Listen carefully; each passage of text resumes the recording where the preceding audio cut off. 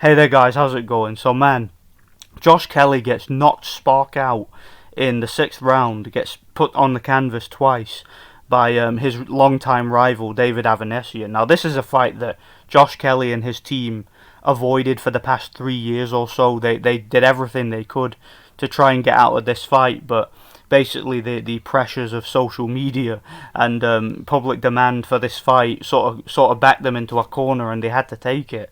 And yeah, it ended up going the way a lot of us thought it would. Now, I didn't make a prediction for the fight, but if you followed my whereabouts on social media and live streams and whatnot, I said from day one that I think Avanesyan is a better fighter than Kelly. He's more fundamentally skilled. He's more durable. Just a better fighter. He's got better punching technique, better defense. He's a better athlete. He's more skilled. Does everything better. It's just that Josh Kelly's one of these superficial type of fighters, very herky-jerky and ungamely, but I never really rated him as a fighter. And but as the fight got closer, though, I had a feeling that what was going to happen was it was going to go the distance, and Avanesyan was going to get robbed. And I was on Unrivaled stream earlier today, and that was pretty much what I said was going to happen.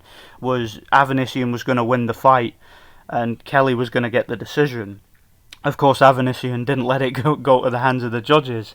He took it into his own hands basically. So yeah, he demolished Josh Kelly, dragged him into a fight. Everything that David Avanesyan did, even though the commentators and people on social media were praising Josh Kelly for his speed and his movement, nothing Josh Kelly was doing was remotely effective.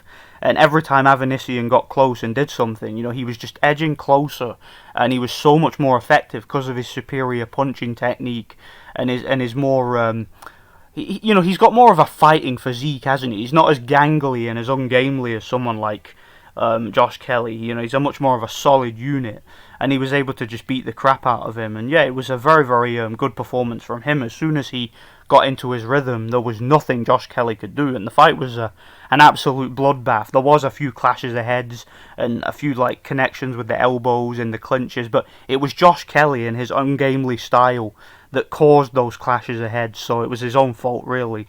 And yeah, another hype job exposed pretty much. I never rated Josh Kelly, was never a fan, and Avanesyan got himself a good career win. So yeah, that's pretty much all I have to say. I'm not going to be able to edit this one because I don't have my usual laptop.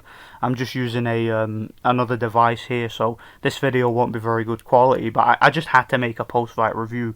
I had to let my initial thoughts be known. I might actually talk a bit more about it sometime after the weekend, when I get my hardware sorted out. So yeah, thanks for watching guys. Stay tuned for more videos. God bless.